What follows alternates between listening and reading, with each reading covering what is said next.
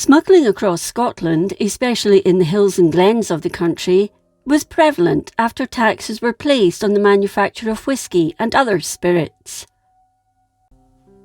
To try and evade paying these taxes, some took matters into their own hands. At Tillicoultry Glen in Clackmannanshire, illicit spirit stills were set up, hidden in old mine workings or in secluded areas, well away from the prying eyes of the excise officers. One of the village's most famous smugglers was Andrew Scotland. He'd married Elizabeth Dunlop on 10th October 1840 in Tillicoultry and had 2 children. He was an engineer to trade, and it was known locally that his still and worm were the best in the county. However, he was always in fear of getting caught. He was well known to the gaugers, but getting a conviction was difficult, as the locals had much sympathy for the local smugglers. Once, 3 gaugers from Carsbridge pounced on Scotland. With the agility of a cat, he grabbed his small copper still, jumped to the right side of the burn, and ran as fast as he could to the front of Tillicoultry Hill, with the excisemen in hot pursuit. Although he knew the path better than they did, they sometimes got uncomfortably close to him. He was nearly caught, but managed to escape. Carrying a small brass cane, he tried to mislead them into thinking it was a pistol, so when they did get close, he pulled it out. It had the desired effect. When he reached the wood above Tillicoultry House, he managed to lose them.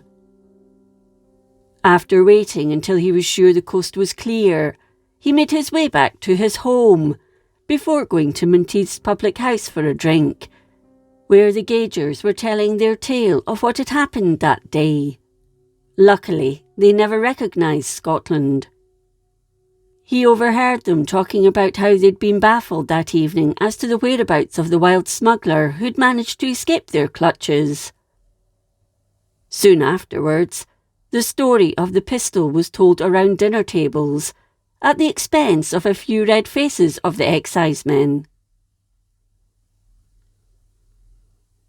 On another occasion, he'd set up his still above Harveston, when he spotted 2 excisemen some distance from his setup.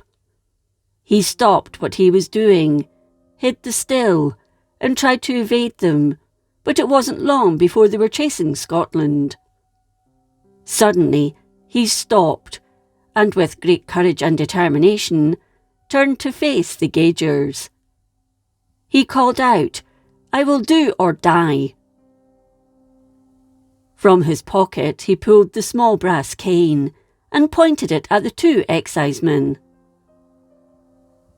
They made a hasty retreat and ran down the hill.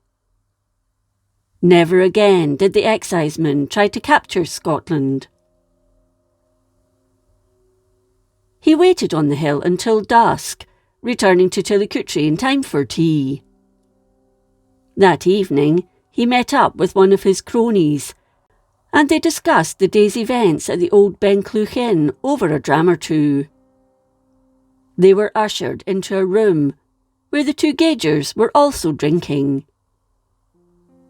The 4 of them sat together as the gaugers relayed the story of their chase with the wild and desperate smuggler on the Ochil Hills. Feigning sympathy with them, Scotland suggested that having been faced with a pistol, they may want to just leave the dangerous smuggler alone. They agreed, stating they weren't afraid to die in the line of duty, but wondered what would happen to their wives and children should they lose their lives. Happy with this outcome, Scotland and his friend asked the landlord to fill their glasses, and quietly and privately rejoiced. As Scotland's exploits were well known in the town, the minister of the parish church, Henry Anderson, often took him to task. He refused him church privileges and declined to baptise his children, Andrew, born 1841, and John, born 1843. This offended the smuggler. Once, however, the minister needed Scotland's services as an engineer to get his pump and well working in the glebe. For days he'd not been able to draw water from the well. Scotland said he'd do the job, on condition the minister baptise his children. The minister grudgingly agreed, and soon the well was working properly. It was said that after this, the minister and Scotland became friends. However, Scotland never forgot what the minister had done. In later years, Scotland was said to have cut out the words, "Haughty priests, proud kings, and humble slaves must all lie here," on the old minister's gravestone near the entrance of the parish church. Anderson had died in 1845, but Scotland never really forgave him for what he'd done to his sons.